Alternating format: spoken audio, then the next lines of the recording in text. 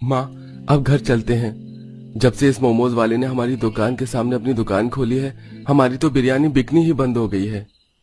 रात के 1 बजे रवि अपनी माँ के साथ अपनी बची हुई बिरयानी लेकर घर आता है। अपनी सास और पति की परेशानी देख पायल सहित पूरा परिवार भी परेशान हो जाता है। माँ जी, रवि जी, आज भी हमारी बिरयानी नहीं बिकी, इसीलिए आप दोनों इतने उदास हैं ना।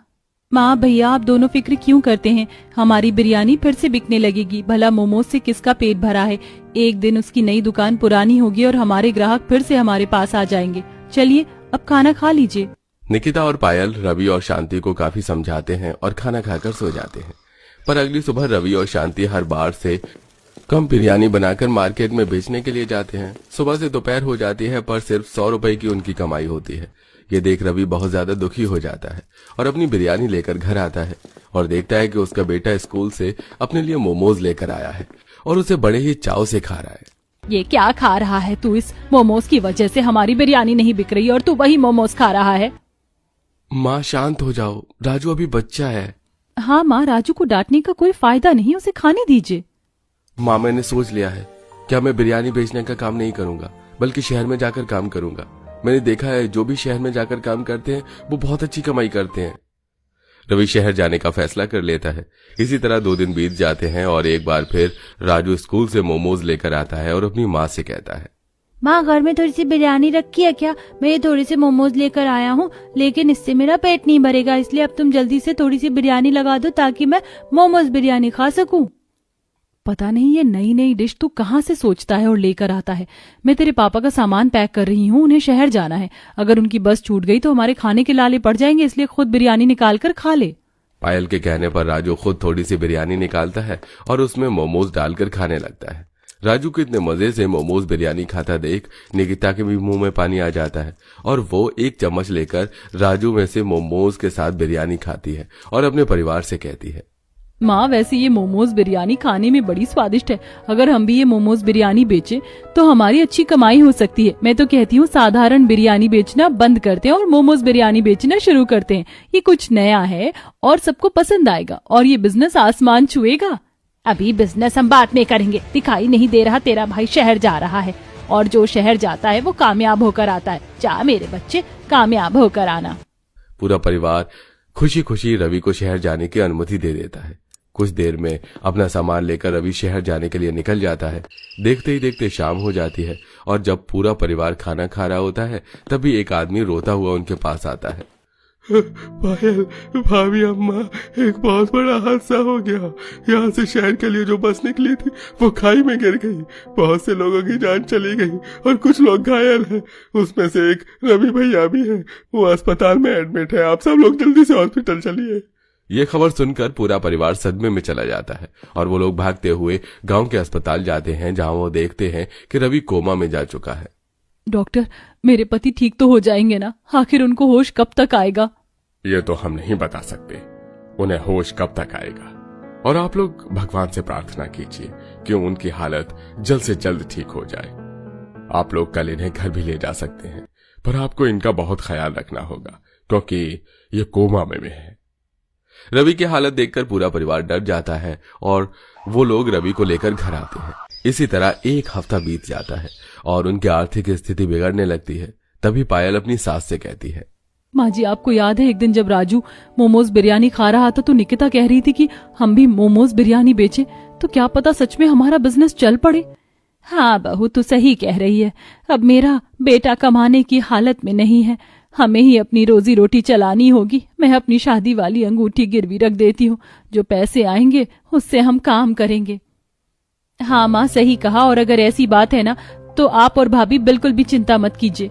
मैं माँ के साथ मोमोज बिरयानी बेचूंगी। आप भाभी गर्भवती हैं, आप घर पर रहिएगा।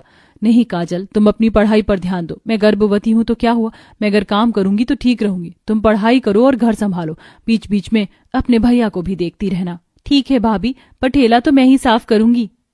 इस तरह निकिता राजू के साथ मिलकर अपना पुराना गंदा ठेला साफ करती हैं और दोनों सास बहू अंगूठी गिरवी रखकर पैसे लेकर सामान लाती हैं और घर में बैठकर मोमोज बिरयानी बनाती हैं। कुछ ही देर में मोमोज बिरयानी बनकर तैयार हो जाती है और दोनों सास बहू उन्हें बेचने के लिए बाजार जाती हैं और आवाज देकर लोगों को बुलाती हैं।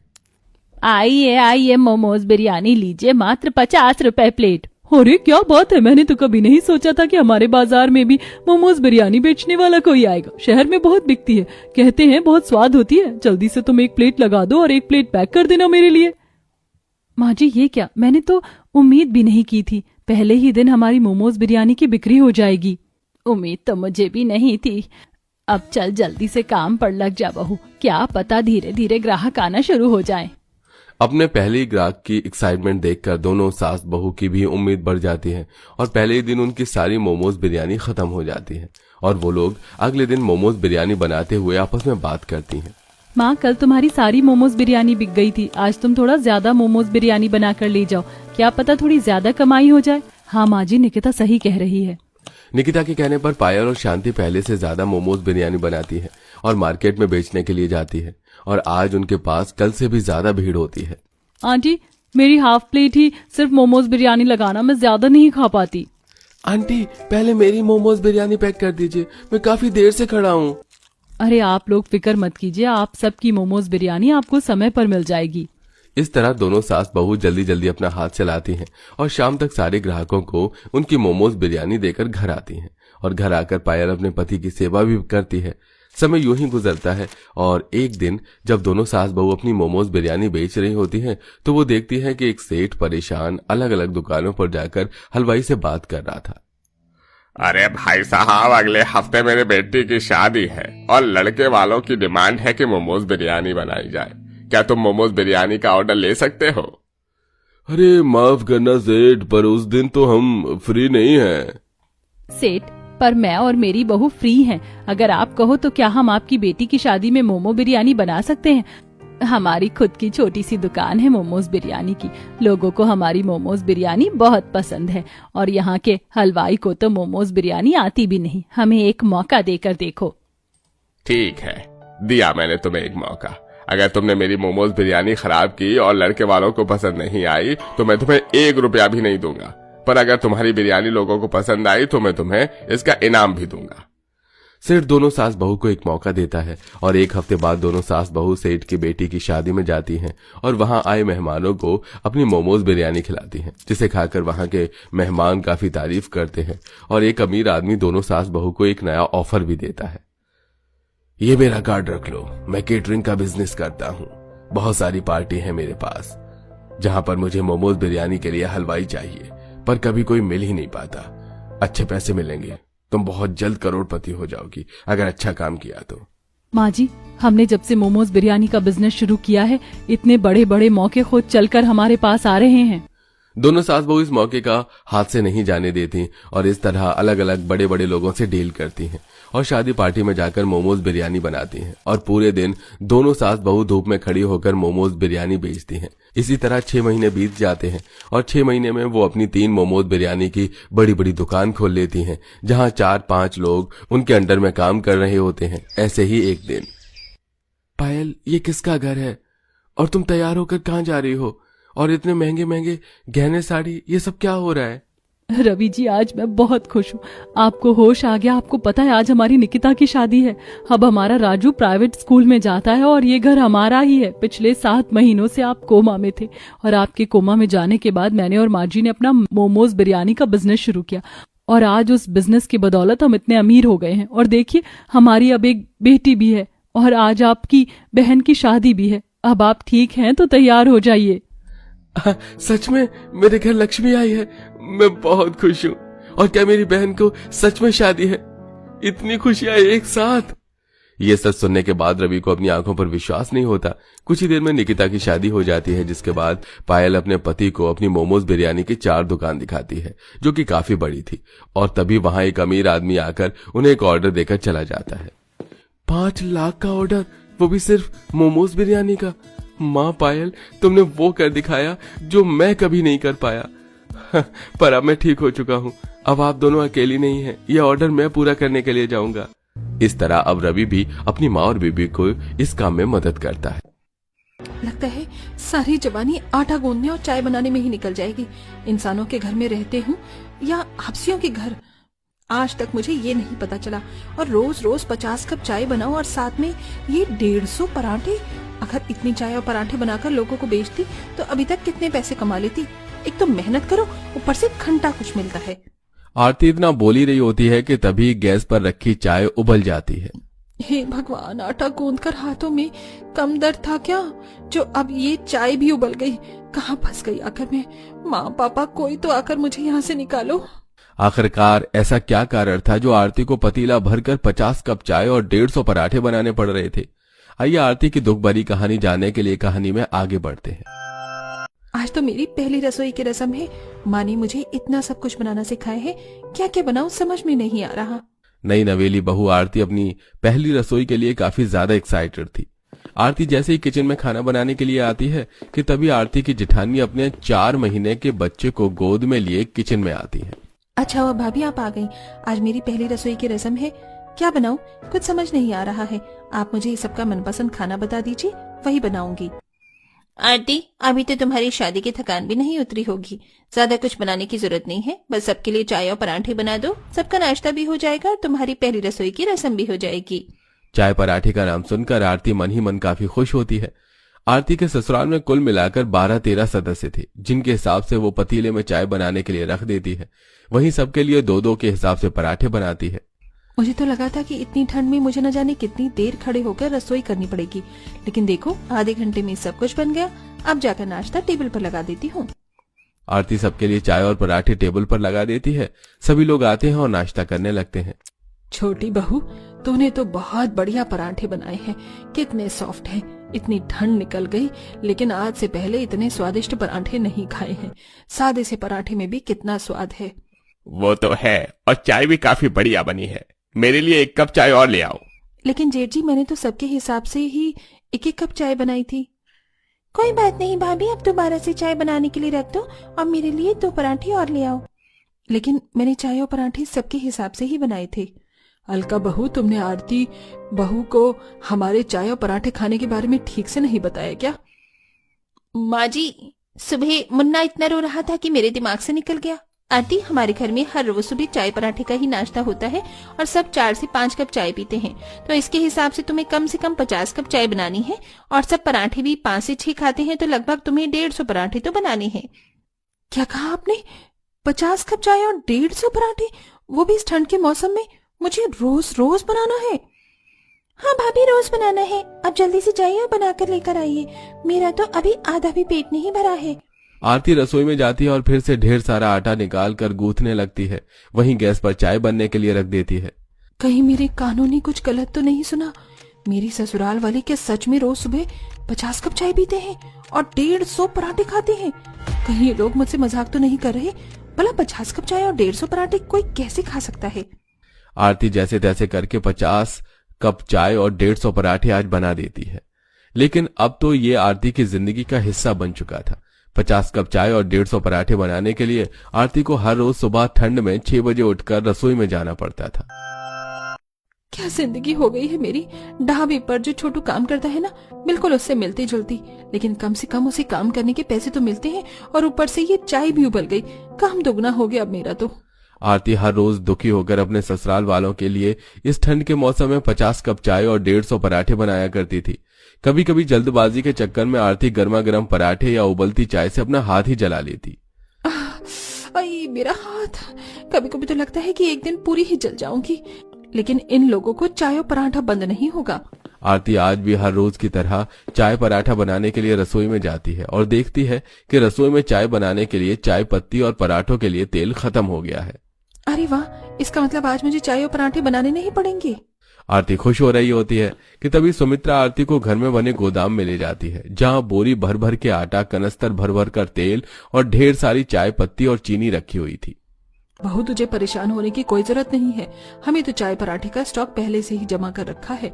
जा, यहाँ से सामान ले जा और गर्मा गर्म चाय पराठे बना दे। और हाँ, आज हमारे लिए सादे पराठे नहीं, मेथी और आलू के पराठे बनाना। ठंड का मौसम है, अगर इसमें ये पराठे नहीं खाए तो कब खाए। सब लोग सोने और हीरे की तस्करी करते हैं, इन लोगों ने चाय पत्ती और चीनी की तस्करी कर रखी है। आरती सामान लेकर रसोई में जाती है और फिर से 50 कप चाय और 150 पराठे बनाने लगती है। कभी आरती के ससुराल वाले उसे पनीर और गाजर के पराठे बनाने की फरमाइश करते, तो कभी उससे अलग अलग वैरायटी की चाय बनवाते हैं। इन लोगों ने क्या मुझे पराठे वाली समझ रखा है, जो कभी आलू का पराठा मांगते हैं तो कभी मेथी का। ऊपर से इतने सारे कप और प्लेट धोते धोते मेरे हाथ भी सुन्न हो गए हैं। ठंडे पानी में बर्तन धो धोकर आरती के हाथ सुन्न पड़ गए थे। आरती हमेशा अपने ससुराल वालों को ज्यादा चाय पीने और पराठे खाने के नुकसान बताती रहती थी, लेकिन किसी को भी इस बात से फर्क नहीं पड़ता, जिसके चलते अब आरती का सारा गुस्सा उसके पति सुमित पर निकलता है। दूर हटो मेरे से, हिम्मत कैसे हुई तुम्हारी मुझे छूने की? अरे आरती, मैं तुम्हारा पति हूँ, कोई राह चलता आदमी नहीं जो तुम मुझ पर बिल्ली की तरह झपट्टा मार रही हो। बिल्ली की तरह झपट्टा या कुत्ते की तरह कायर हो जाऊंगी, समझी? दूर हटो मुझसे, वरना तुम्हारे घुटने के दोनों कटोरियां तोड़ दूंगी। चलने के लायक भी नहीं छोड़ूंगी तुम्हें। दिन में ससुराल वाले परेशान करते हैं और रात में ये आदमी। आरती को इतने गुस्से में देख बेचारा सुमित उस रात आरती के साथ कमरे तक में नहीं रहता और बाहर सोफे पर जाकर सो जाता है। आरती के ससुराल वाले हर रोज की तरह चाय पराठा खा रहे होते हैं कि तभी आरती के सास ससुर और नंद मीना को गैस बनने लगती है और वो किसी मोटर की तरह बार बार गैस छोड़ने लगते हैं। छी, कितनी गंदी बदबू, ये किसी नाले से भी नहीं आती होगी इतनी जितनी इनके पास से आ रही है। सारे के सारे ससुराल वाले एक नंबर के पदोड़े हैं। मेरे माँ बाप ने तो पदोड़ों के खानदान में ब्याह कर दिया है मुझे। ज्यादा पराठा खाने की वजह से आरती की दोनों नंद के मुंह पर दाने निकल आते हैं। अरे पायल देखो ना, कल मेरे चेहरे पर गिनकर 2 पिंपल थी, लेकिन अब देखो पूरे 4 पिंपल हो चुके हैं। पराठे खाओगे और चाय पियोगे तो यही हाल होगा ना, लेकिन कहाँ किसी को मेरी बात माननी है।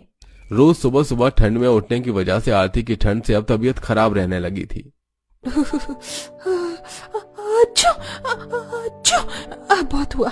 अब मुझे कुछ ना कुछ तो करना ही पड़ेगा, वरना एक दिन इन लोगों के लिए ठंड में 50 कप चाय और 150 पराठे बना बनाकर मैं यूं ही भगवान को प्यारी हो जाऊंगी। अच्छा, लेकिन उससे पहले किचन में हीटर ले आती हूँ, वरना पता चला कि आज ही ठंड से मैं टपक गई। आरती मन ही मन अपने ससुराल वालों को सबक सिखाने का प्लान बनाती है। आरती के जेठ जतिन का पेट पराठे खाकर हाथी की तोंद की तरह निकल चुका था, जिसे देख आरती, अरे जेठ जी, आपका शर्ट का बटन तो टूटने को आ रहा है, कितनी तोंद निकल गई आपकी, एक बार अपना वेट चेक कर लीजिए। आरती स्टोर रूम में वेइंग मशीन लेकर आती है। जतिन जैसे ही उस मशीन पर खड़ा होता है तो उसका वजन तकरीबन 90 किलो आता है। वहीं पायल और मीना भी जब अपना वजन तोलते हैं तो उनका वजन भी 70 किलो आता है। हे भगवान, 1 महीने पहले तो हमारा वजन सिर्फ 50 किलो था, एकदम से ये 30 किलो कैसे बढ़ गया? 1 महीने पहले आप लोग गर्मी के मौसम की वजह से रोज रोज चाय पराठा नहीं खाते थे, ये रोज रोज चाय पराठे की वजह से वजन बढ़ा है। दरअसल आरती ने वेइंग मशीन में कुछ गड़बड़ कर दी थी, जिसके चलते वो मशीन सबका 20 से 30 किलो वजन ज्यादा बता रही थी। सभी लोग बैठकर गर्मा गर्म चाय की चुस्की लेते हुए पराठे खा रहे थे कि तभी आरती न्यूज़पेपर पढ़ते हुए आती है। जमुना पार इलाके में 10 लोगों की ज्यादा चाय पीने से हुई मौत। आजकल लोगों की चाय पीने से मौत हो रही है। भला कौन समझाए इन लोगों को, ज्यादा चाय पीना भी सेहत के लिए अच्छा नहीं है। आरती की बात को सुनकर उसका ससुर खांसते हुए मुंह से खून निकाल जाता है। वहीं पर 6 महीने में आरती के सास ससुर और ताऊ और ताई सास का मेडिकल चेकअप होता था। वो लोग जैसे ही अपनी मेडिकल रिपोर्ट देखते हैं तो उनके तो होश उड़ जाते हैं। आप लोगों का तो शुगर लेवल, ब्लड प्रेशर सब कुछ हाई हो रखा है। ये सब ज्यादा कोलेस्ट्रॉल और चाय पीने की वजह से हुआ है। अगर आप लोगों ने अभी भी ये सब बंद नहीं किया तो आप लोगों की हालत काफी ज्यादा खराब हो सकती है। बिल्कुल ठीक कह रही है बहू, ठंड की वजह से हम लोगों ने चाय पराठे की इतनी गंदी आदत डाली कि हम लोग अपनी सेहत का ही ख्याल रखना भूल गए।